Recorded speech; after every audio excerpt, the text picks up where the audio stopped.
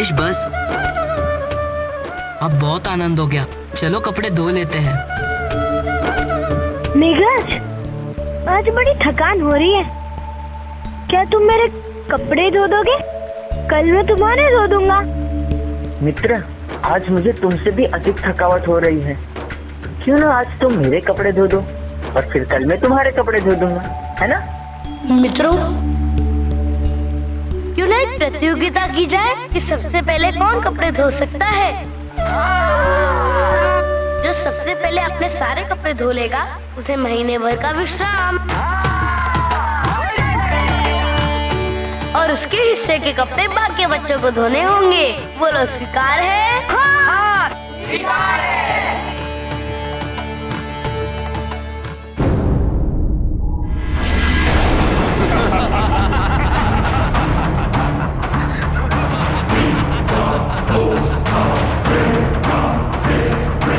आज बहुत दिनों के बाद कामासुर पृथ्वी लोक पर भ्रमण के लिए आया है। सावधान पृथ्वी के निवासियों, आज तुम्हें कामासुर की माया से कोई नहीं बचा सकता। असुराज, क्या हम पृथ्वी लोक पर इसी वेशभूषा में भ्रमण करेंगे? नहीं,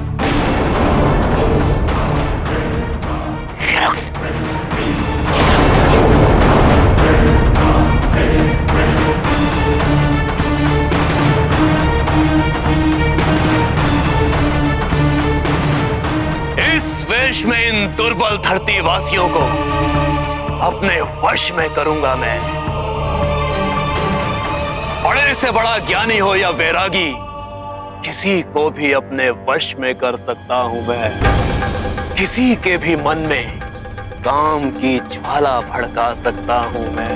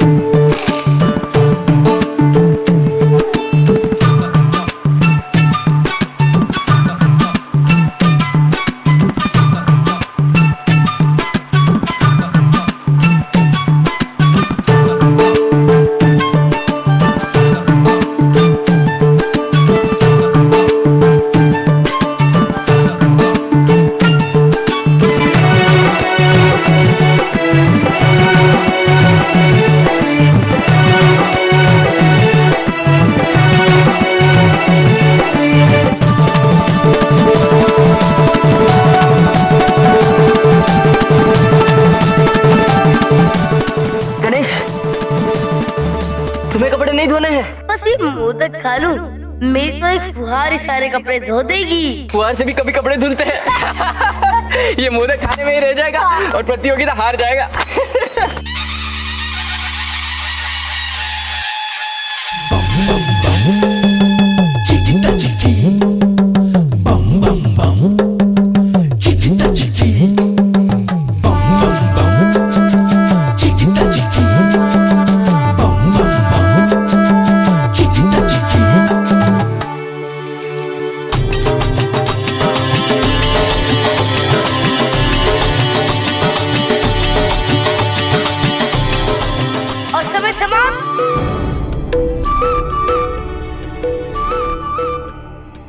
मेरे कपड़े तो धुल गए, सारे कपड़े धोकर मैं विजय हुआ। अब 1 महीने की छुट्टी। तुम तो जब से यहाँ बैठे मोदक खा रहे थे, फिर तुम्हारे कपड़े कैसे धुल गए? ये तो कपट है गणेश। कपट नहीं, युक्ति। शक्ति से युक्ति श्रेष्ठ होती है। आज तो हम भी मान गए गणेश। अगली बार शक्ति का प्रयोग करने से पूर्व हम युक्ति ही करेंगे।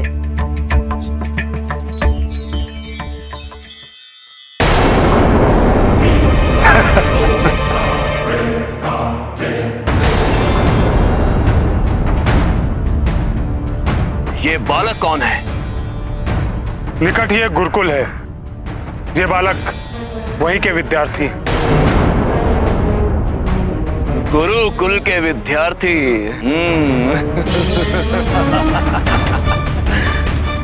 इससे अच्छा प्रारंभ मेरे काम के लिए और क्या हो सकता है।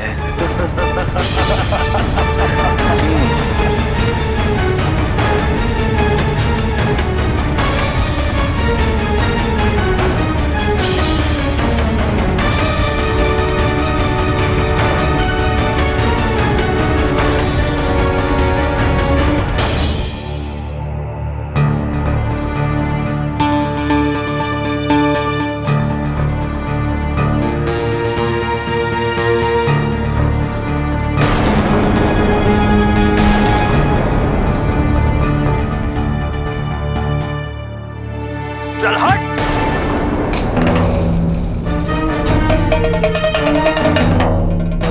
ये क्या? आपने मेरे मित्रों को ऐसे क्यों धक्का दिया? इतना छोटा और इतनी अकड़।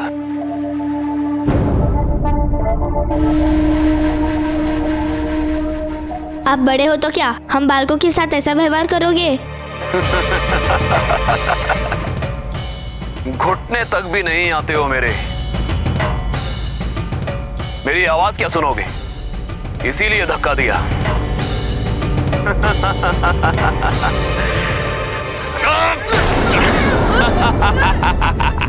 ये क्या हो रहा है? मेरे मित्र को नीचे उतारो। ये कौन सा विचित्र प्राणी है? मनुष्य की भाषा भी बोलता है और अपने मित्र की मदद करने आया है।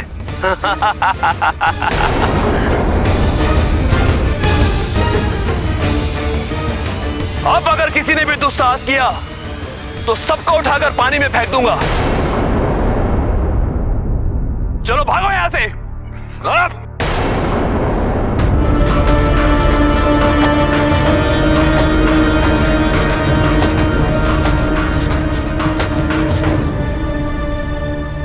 कीड़े मकोड़े कहीं के। मुझे ये साधारण मनुष्य प्रतीत नहीं हो रहा है, पर इसे सबक सिखाना ही होगा। पार्वती, कुशल योद्धा वो होता है जो वार होने से पूर्व अपने शत्रु को पहचान, जैसे आज तुम्हारे पुत्र ने एक संकेत से ही ये जानते हैं कि ये कोई साधारण मनुष्य है, अभी तो एक असुर, कामासुर। इसका प्रभाव पड़ते ही मन में कामनाएं जागृत होती हैं। बाबा, तो क्या मन में किसी कामना का होना बुरी बात? नहीं बात, कदापि नहीं। किंतु मन में कई ऐसी इच्छाएं जन्म लेती हैं, जैसे किसी अलभ्य वस्तु को पाने की, सर्वश्रेष्ठ होने की, जो यदि सीमाओं को लांघ जाए तो उसे पूरा करने हेतु वो बुरे कार्यों की ओर अग्रसर हो जाता है। कामासुर के प्रभाव से ऐसा ही होता है पार्वती। मनुष्य की बुद्धि भ्रष्ट हो जाती है और वह उन्नति के मार्ग पे अग्रसर हो जाता है। तो क्या अब हमारा पुत्र गणेश कामासुर का उद्धार करेगा? उसकी मुद्रा से तो लग रहा है कि वो ये ठान चुका है। देखो पार्वती, वो अपने मित्रों को लेकर कामासुर और उसके दैत्यों की ओर बढ़ रहा है।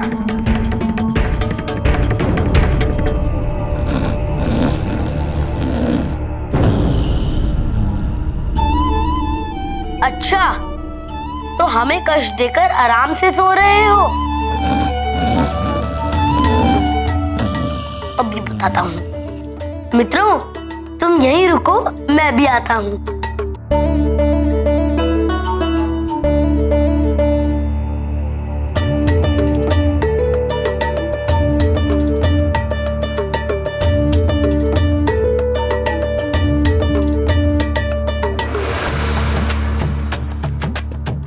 मधुमक्खी रानी, ओ मधुमक्खी रानी।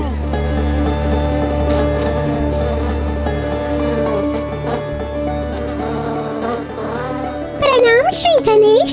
प्रणाम मधुमक्खी रानी। आपने मुझे कैसे याद किया? मुझे आपकी सहायता की आवश्यकता है। आपकी सहायता करना तो किसी खेल जैसा ही होगा। आप आज्ञा दें।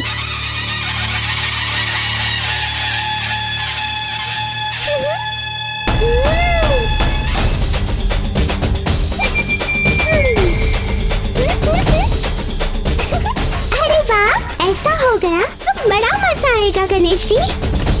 मैं अभी अपनी सेना को ले आती हूँ।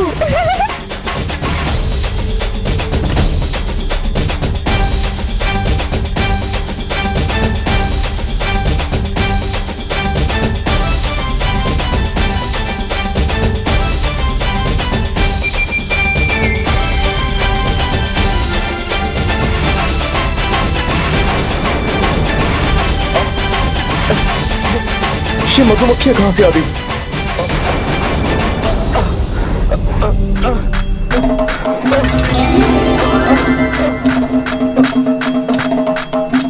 गणपति बप्पा मंगल मूर्ति।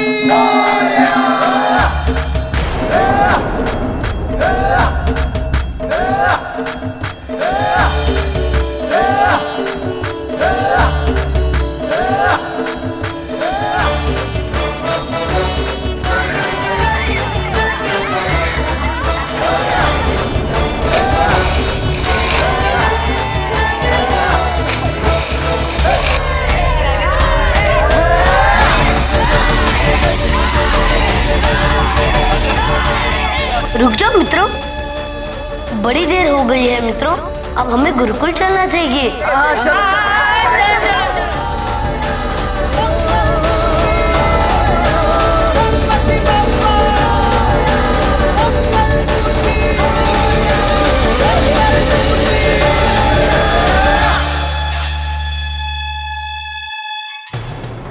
चलो अब बाहर निकलते हैं।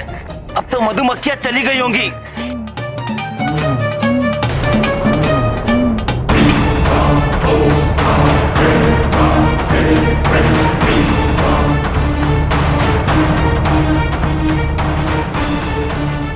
तुम मक्खियों ने अचानक हम पर आक्रमण कैसे कर दिया? अवश्य ही ये किसी का षड्यंत्र है। किसने किया ये सब? किसने किया? नारायण नारायण।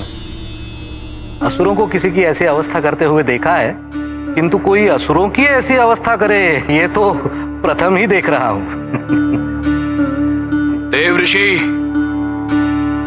क्या आप जानते हैं कि किसने किया ये सब? नारायण नारायण, कामासुर इतना क्रोधित न हो। ये तो बाल लीला है। महादेव पुत्र बाल गणेश की लीला है ये। लीला नहीं, दुस्साहस है ये। और इसके लिए उस बालक को बहुत बड़ा मोल चुकाना होगा। किंतु कामासुर, तुम गणेश से ये मोल लोगे कैसे? क्योंकि वो जिस गुरुकुल में रहता है वो गुरुकुल भी कोई साधारण गुरुकुल नहीं है। बड़े से बड़े विद्वान ऋषि रहते हैं वहां।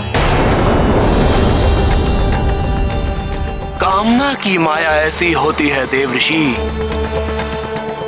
कि वो बड़े से बड़े ऋषि मुनियों की तपस्या भंग कर देती है।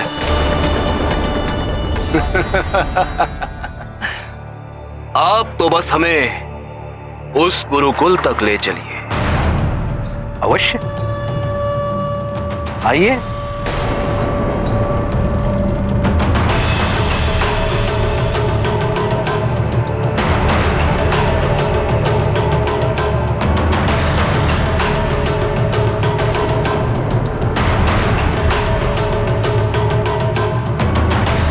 नारायण नारायण। कामासुर, मैं तो चाहूंगा कि तुम विजयी होकर लौटो, किंतु कामासुर, इस गुरुकुल के आचार्यों को भ्रष्ट करना बड़ा ही कठिन है। इस संसार में ऐसा कोई भी व्यक्ति नहीं जिसके मन में कामना नहीं। इस आश्रम के ऋषियों के मन में मैं काम ना जगाकर गणेश को अपना उत्तर दूंगा, और गणेश की हार यानी महादेव की हार।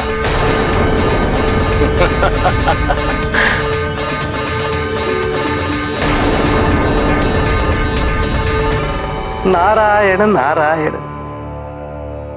कामासुर को उत्तेजित करना तो इतना कष्टदायी नहीं था, किंतु अब यह देखना है कि गणेश इसका उद्धार कैसे करते हैं।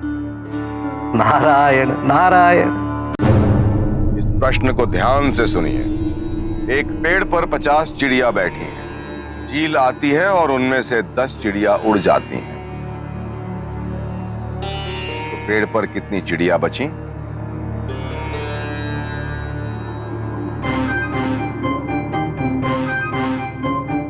शून्य।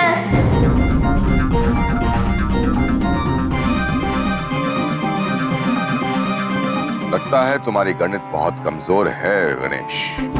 जी पिपलाद को कहकर तुम्हें पहली कक्षा में बिठाना पड़ेगा। 50 में से 10 चिड़िया उड़ जाती हैं, तो क्या शून्य बचती हैं? नहीं नहीं गुरुदेव, किंतु चील को देखकर केवल 10 ही नहीं, सारी चिड़िया उड़ जाएंगी भयभीत होकर। तो बचा क्या? शून्य।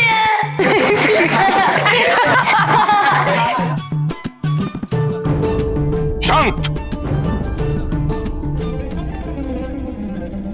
यहां गणित का पाठ चल रहा है, कोई खेल नहीं कि तुम ऐसी व्यर्थ बात करो। इस बात के लिए तो तुम्हें दंड मिलना चाहिए। नहीं ऋषिवर नहीं, मीठा मुख पाओ सुख। जब गणेश जी अपनी बुद्धि का प्रयोग करना चाहते हैं तो करने दीजिए।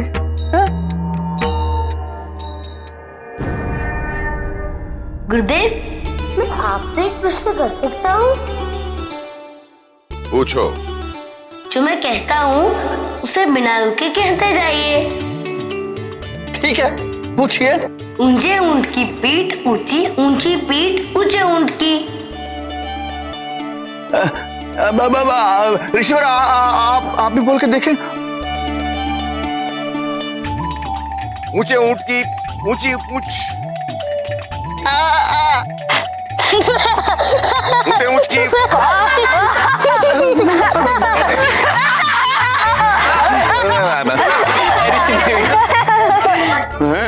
गणेश जी, ऊंचे नीचे क्या? ऊंचे पीठ की, ऊंचे पीठ पे ऊंचा ऊंट, ऊंचे ऊंट पे नीचा पूंछ।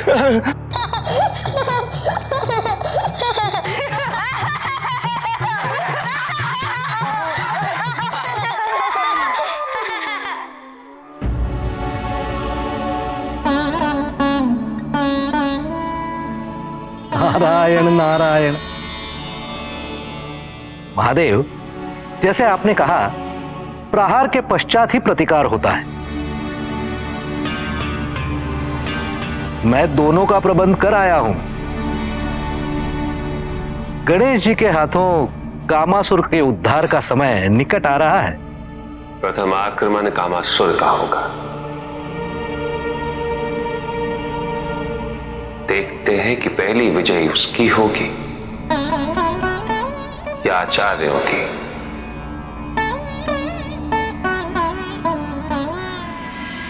ऊंचे ऊंट की पीठ ऊंची, ऊंचे ऊंट की पीठ ऊंची, क्या है ये आगे? सुनिए।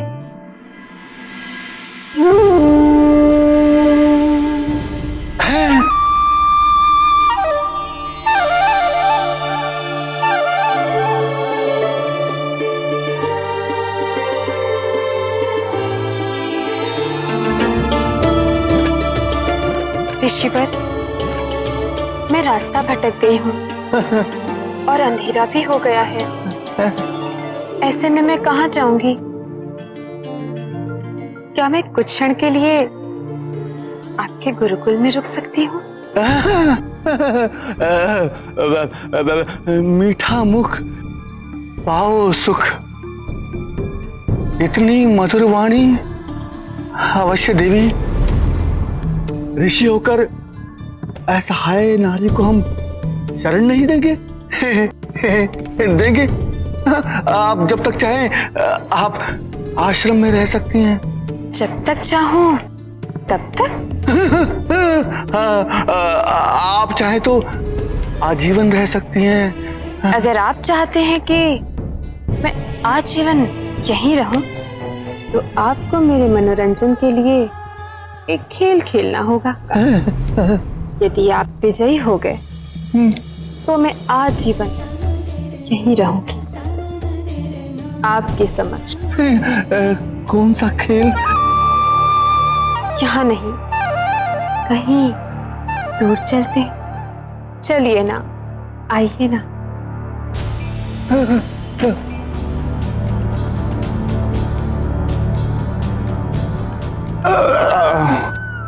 ऋषिवर, खेल बड़ा ही सरल और मनोरंजक भी, और आप जैसे ऋषिवर के लिए तो बाएं हाथ का खेल है।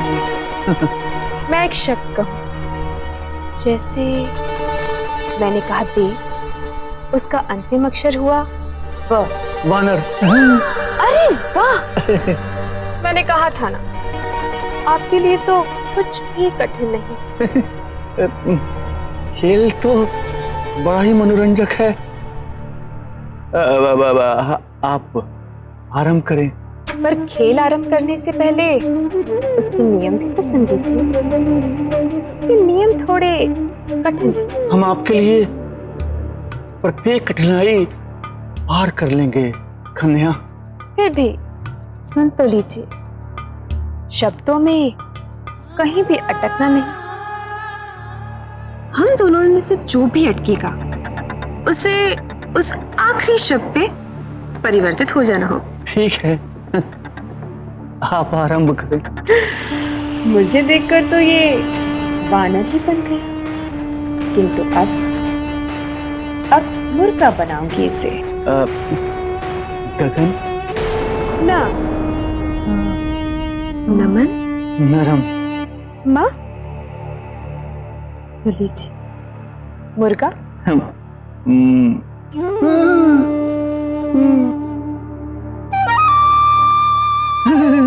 नहीं याद आया? अरे ये क्या, आप तो पराभूत हो गए। मुर्गा।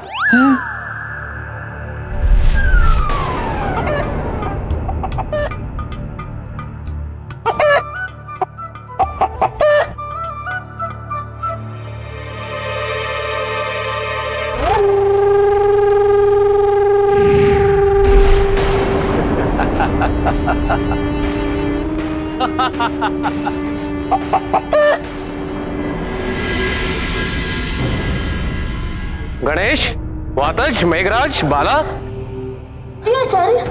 आचार्य जी। प्रतीत होता है ऋषि संवर्त गुरुकुल में नहीं है। अरे मैं तो यहाँ हूँ। जाओ, शीघ्र ढूंढो उन्हें। जी आचार्य। ऋषि संवर्त। अरे मैं तो यहाँ हूँ। कहाँ ढूंढने जा रहे हो मुझे?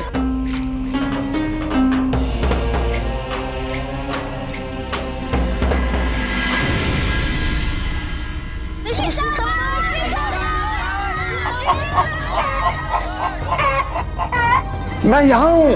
अरे रुको, मैं यहाँ हूँ। ऋषि संवर्त! ऋषि संवर्त यहाँ भी कहीं दिखाई नहीं दे रहे हैं। कहाँ चले गए? किसी को बताकर भी नहीं गए। आहा, गणेश और अन्य छात्र धन्य हैं जो ये यहाँ आए। ऋषि संवर्त! ऋषि संवर्त! मैं यहाँ हूँ। सुनो वाटज, बाला, नीचे नीचे देखो। ऋषि संवर्त! ऋषि संवर्त! ऋषि संवर्त! ऋषि संवर्त! ऋषि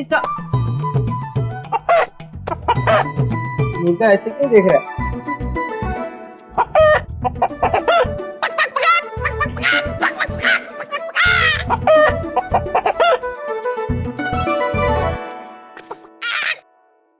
अरे मेघराज जाने दो इसे, चलो ऋषि सामवर्त को ढूंढते। ऐसे कैसे जाने दूं? इतने दिनों बाद हम किसी पशु पक्षी के साथ क्रीड़ा करेंगे। सही कह रहे हो मेघराज।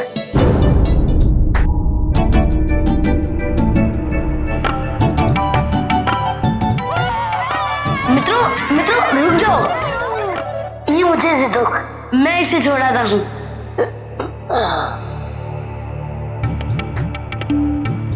ऋषि संवर्त।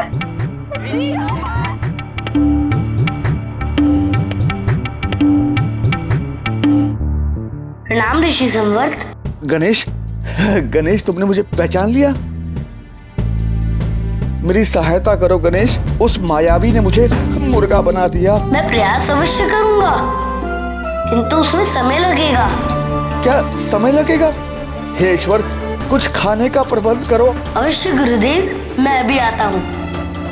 सावधान रहना गणेश, वो असुर अब और किसी को प्रभावित करने के प्रयास में होगा।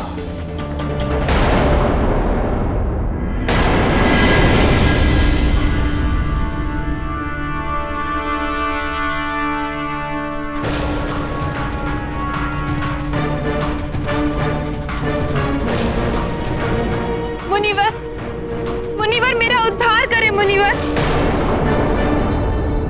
मेरा उद्धार करें। हमारे निकट ना हो कन्या, जानती नहीं हम ब्रह्मचारी हैं। क्षमा कीजिए महर्षि, किंतु एक रूपवान स्त्री के लिए आप जैसे सभ्य पुरुष का ही तो सहारा होता है। बाकी पुरुष तो उसके रूप को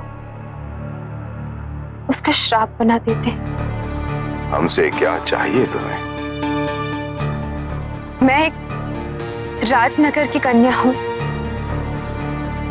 एक बूढ़ा राजा मेरे रूप से मोहित होकर मुझसे विवाह करने के लिए अड़ गया है, और मेरे पिताश्री वो भी धन की लोभ में मेरा विवाह उससे कर देना चाहते हैं, किंतु मैं ऐसा नहीं चाहती। इसलिए मैं घर छोड़कर चली आई। मुझे तो ऐसा वर चाहिए जो ज्ञानी हो, साहसी हो, जिसे मैं स्वयं अपने आप पर अधिकार दे सकूं, जैसे आप हैं ऋषिवर।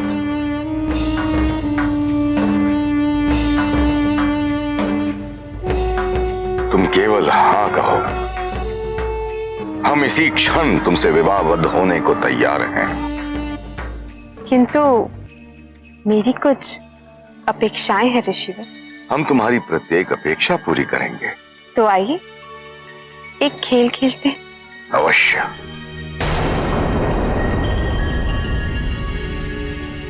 जाने क्या कर रहा है ये गणेश? कब तक मैं ऐसे मुर्गा बना रहूंगा? एक ही जन्म में मनुष्य और पशु बन गया मैं। ये कैसा भाग्य है? ये क्या? ये तो ऋषि अरिष्टनेमी। ऋषि अरिष्टनेमी आप पक पक पका। कम से कम बाघ या घोड़ा बनते पक पक पका। मुर्गी बनने से तो अच्छा ही है ऋषि संवर्त।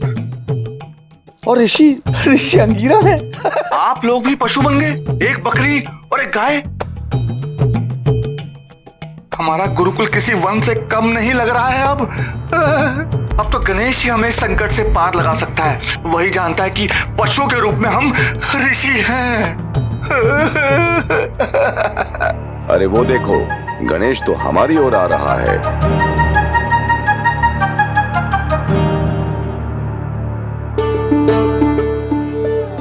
क्या करे गुरुदेव, मैं आपको इस रूप में जाने से बचा तो नहीं पाया, किंतु आपको यहाँ से निकालने का उपाय अवश्य करूंगा। किंतु मुझे आपकी सहायता चाहिए गुरुदेव। कहो, क्या करना है गणेश?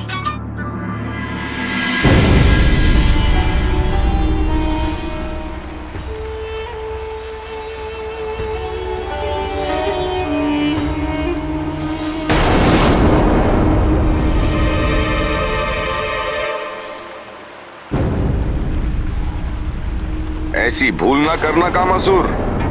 वो कोई साधारण ऋषि नहीं है, ऋषि पिपलाद हैं। शतरिपु पर नियंत्रण पा चुके सिद्ध महापुरुष हैं।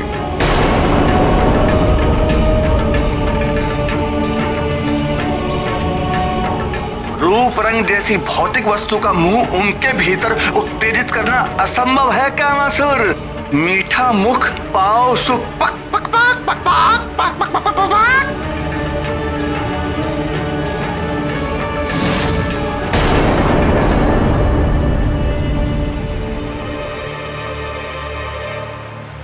जानकारी देने के लिए धन्यवाद मूर्ख प्राणियों। अब मैं ऋषि पिपलाद के पास कोई नई कामना लेकर जाऊंगा। मैं डालूंगा ऋषि पिपलाद के मन में जीत की कामना।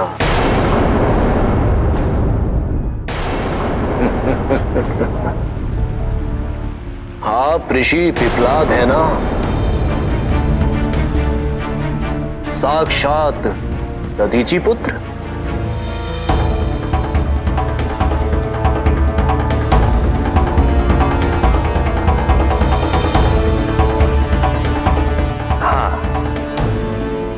और आप? मैं इस विश्व का सबसे अधिक ज्ञानी हूं, किंतु सभी लोग आपको ही सर्वज्ञानी कहते हैं। इसलिए मैं यहां यह सिद्ध करने आया हूं कि मैं ही सर्वश्रेष्ठ हूं। हम स्वयं को सर्वज्ञानी नहीं मानते, क्योंकि ज्ञान तो अगाध होता है। क्यों? मुझसे स्पर्धा होगी इसलिए डर गए क्या? स्पर्धा तो निकोप होनी चाहिए, इसमें हमें आनंद ही आएगा। तो मेरी चुनौती स्वीकार कीजिए। यदि आप पराभूत हुए तो आप स्वयं जाकर कहेंगे कि आप अर्थ ज्ञानी हैं और मैं संपूर्ण ज्ञानी हूं और आजीवन मेरे सेवक बनकर रहेंगे। कहिए, है इतना धैर्य? नहीं है ना? तो बिना प्रतिस्पर्धा के ही घोषित कर दीजिए कि मैं आपसे कहीं अधिक श्रेष्ठ हूं। असंभव। प्रश्नों का युद्ध तो अवश्य होगा। देखते हैं कौन अधिक ज्ञानी है। तो मेरी एक शर्त है। आपके सारे नियम हमें। की प्रधानाचार्य जी,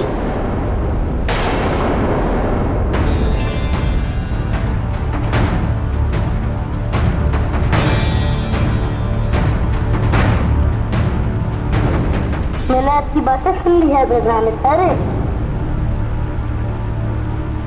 ये पहेलियों की प्रतियोगिता तो आपका ही शिष्य ही खेल लेगा। ठीक है, गणेश तक पहुंचने के लिए ही मैं ऋषि पिपलाद को उत्तेजित कर रहा था, किंतु गणेश तो स्वयं ही मेरे समक्ष आ गया।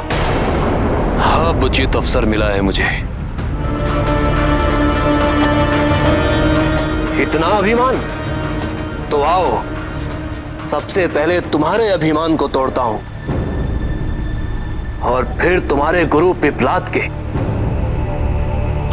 तो ब्राह्मण, आपके ज्ञान का प्रमाण तो तब मिलेगा जब आप मेरे प्रश्नों के उत्तर देंगे। हाँ, तो पूछो प्रश्न। आपके लिए मेरे पास केवल एक ही प्रश्न है। यदि आपने उस प्रश्न का उत्तर दे दिया तो आप विजय। स्वीकार है। किंतु यदि आप इसका उत्तर नहीं दे पाए तो जो मैं कहूंगा वो आपको करना होगा। अवश्य। अलग होकर भी सदैव साथ चलती हूँ मैं, ना कोई मुझसे भाग पाता है और ना मैं किसी से भाग पाती हूँ। कौन हूँ मैं?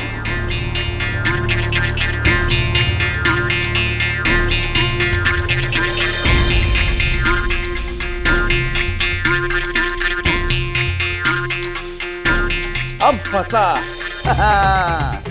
ये समझो? ऐसी कोई वस्तु नहीं है अवश्य है। कौन सी? हमारी छाया।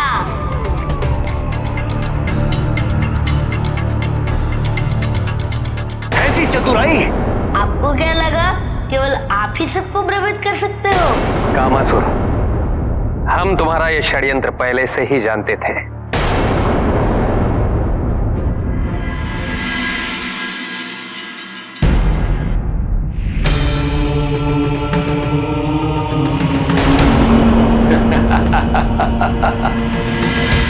मुनिवर, मुनिवर मेरा उद्धार करें मुनिवर।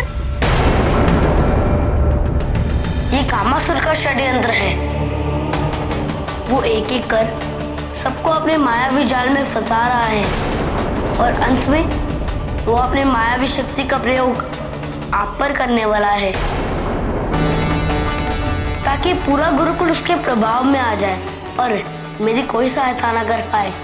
तो अब कैसे लड़ोगे उसकी शक्ति से? युक्ति से आचार्य।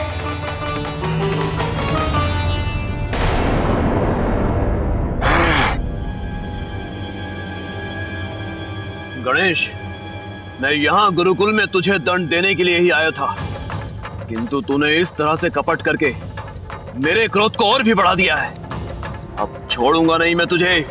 अच्छा, पहले पकड़ के तो दिखाओ मित्र। भाग कर कहां जाओगे गणेश?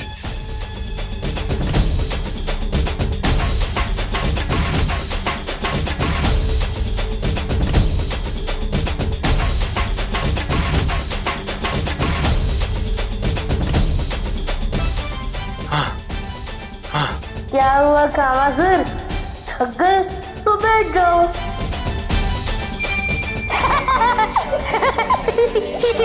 रुक जा गणेश। जय गणेश, जय गणेश, जय जय जय गणेश, जय गणेश, जय जय जय गणेश। मैं यहाँ हूँ कामासुर।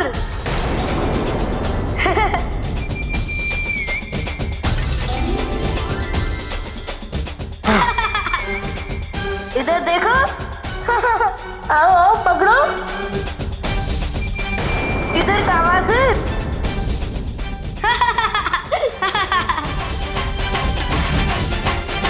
जय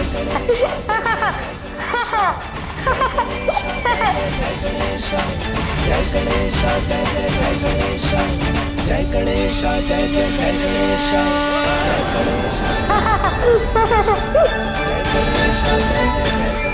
बस, मैं अब और नहीं भाग सकता, ना ही आपका प्रतिकार कर सकता हूँ।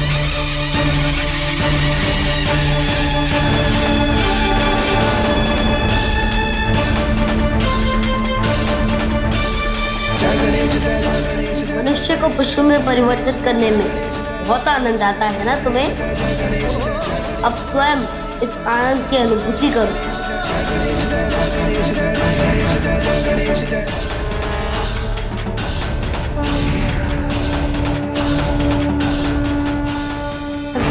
आनंद आ रहा है ना? क्षमा कर दीजिए प्रभु।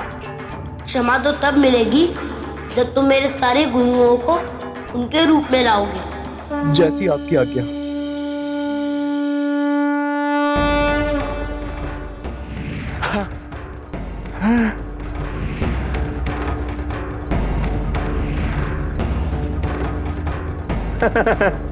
मैं पुनः मनुष्य बन गया।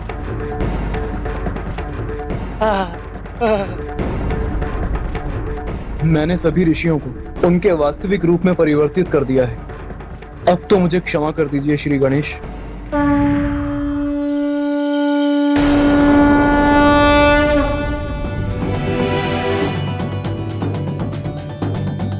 क्षमा कर दीजिए प्रभु। मैं जान गया हूं, ना तो मैं ही शक्तिशाली हूं और ना ही मेरी मायावी शक्तियां। आज आपने मेरा उद्धार करके मुझे अपना दास बना लिया है। मुझे क्षमा कर दीजिए प्रभु।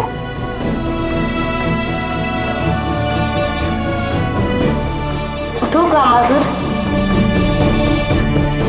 जब जब तुम अपनी शक्तियों का प्रयोग करने का प्रयत्न करोगे, तब तक मेरा ये विकट रूप तुम्हारा संहार करेगा।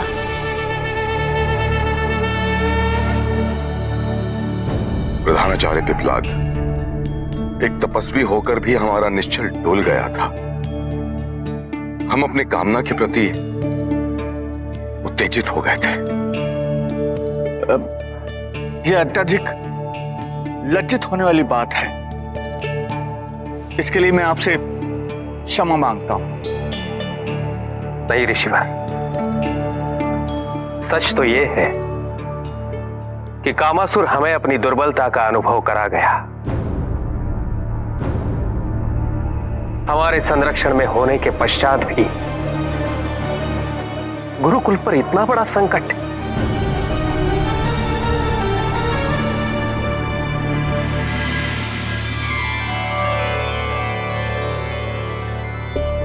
प्रधानाचार्य, गुरुकुल पे जो संकट आया था वो टल गया है। अभी आपको चिंता करने की कोई आवश्यकता नहीं। किंतु इस दुर्बलता के साथ हम अपने आप को इस पद के लिए योग्य नहीं समझते।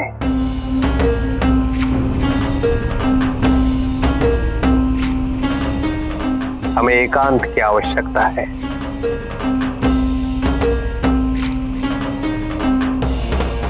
हम तप करेंगे ताकि कामासुर जैसा कोई भी असुर इस आश्रम की ओर पुनः अपनी कुदृष्टि डालने की चेष्टा भी ना कर सके।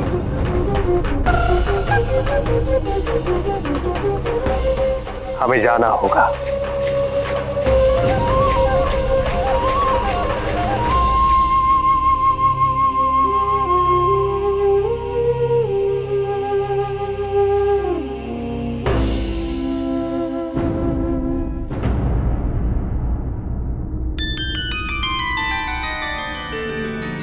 तुम्हें तुम्हारे प्रश्न का उत्तर मिल गया पार्वती। मन में कामना होना बुरी बात नहीं, किंतु कामना में बंध जाना अनुचित है। हाँ स्वामी, गणेश ने विकट रूप धारण कर कामासुर का उद्धार किया और विश्व को अवनति से बचाया। अन्यथा लोभ, मद और कामनाओं पे विजय पाना बहुत ही कठिन है। किंतु कामासुर का उद्धार कर हमारे पुत्र गणेश ने एक नई चुनौती का आह्वान किया है। ऋषि पिपलाद को यह अपराध बोध है कि उनके गुरुकुल में होते हुए भी गुरुकुल के ऋषि कामासुर के माया जाल में प्रभावित हो गए। पार्वती, इस विचार ने उनके अंदर ग्लानि भर दी है और उनकी यही अस्थिरता एक नई आसुरी शक्ति को जन्म देने वाली है। और इस बात से हमारा पुत्र गणेश भी अनभिज्ञ है।